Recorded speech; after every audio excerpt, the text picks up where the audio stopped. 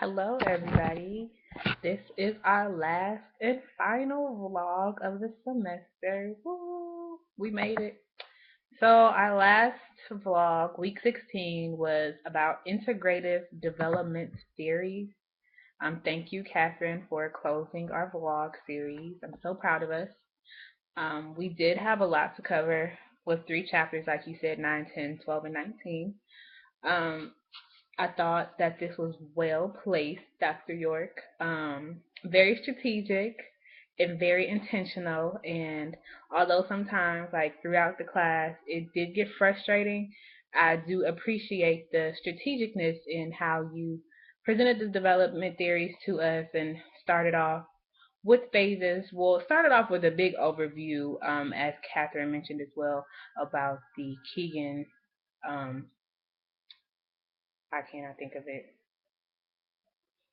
Keegan's model, with theory, and then slowly breaking it down and rebuilding us back up to the combination, or utilizing a combination of the theories that we have learned in the past. I think one thing that stuck out to me when I started reading was in chapter 9 about the ecological approaches. And on page 159, it says ecological models can be considered integrative in the ways that they account for multifaceted context for the development of the whole person. And I just think that really sums up everything that we've done throughout the semester, and even throughout our program. I see a lot of overlap and a lot of tying in from different classes, and especially with the PTP model that Catherine wants us to reflect on, um, talking about learning outcomes, which is something that's very prevalent in our assessment class. So I just thought it was nice to actually see everything with all the bits and pieces of our entire program at different courses just coming together.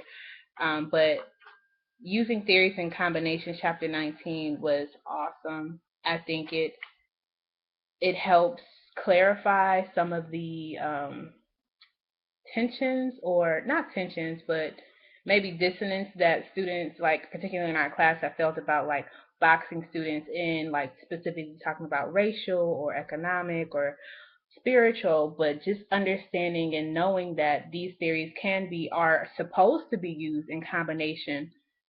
It's really comforting in knowing that we're not crazy, that we're not the only people that thinks like, oh my goodness, how am I supposed to use this one theory for this person who is multifaceted and has multiple dimensions in who they are.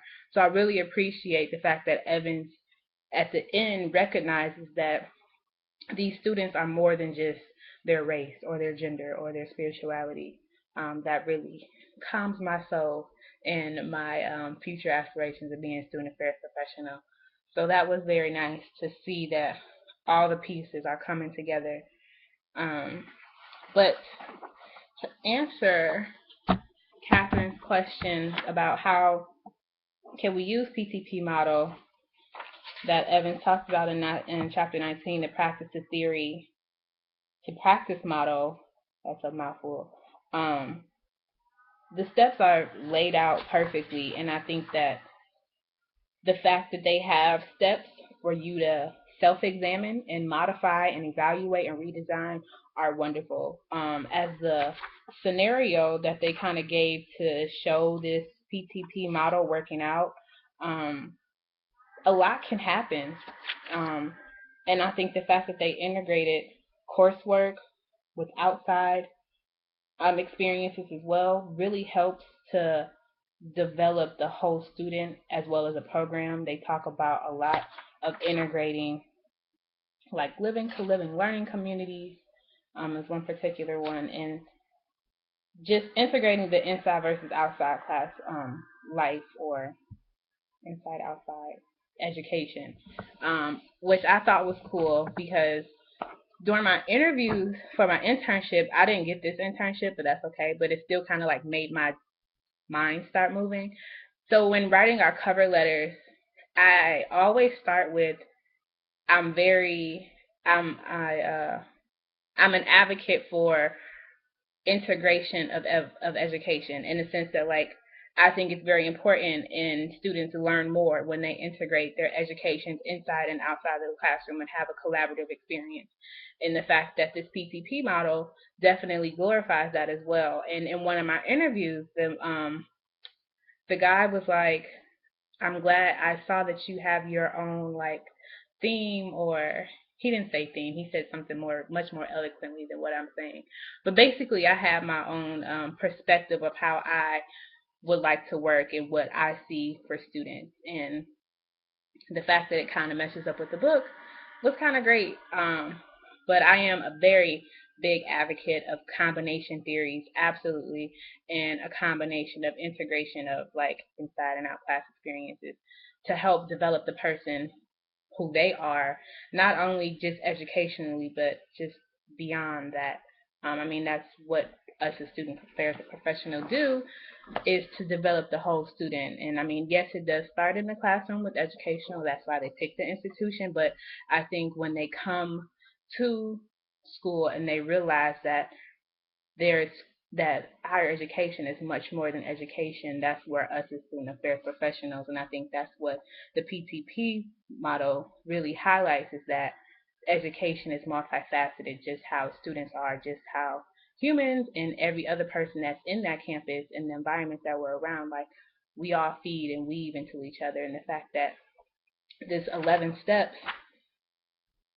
11 steps allows us to really see the person, the perspective of the situation that they're in, and how we can use that.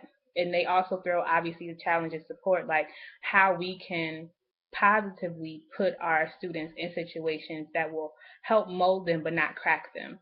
Um, and the fact that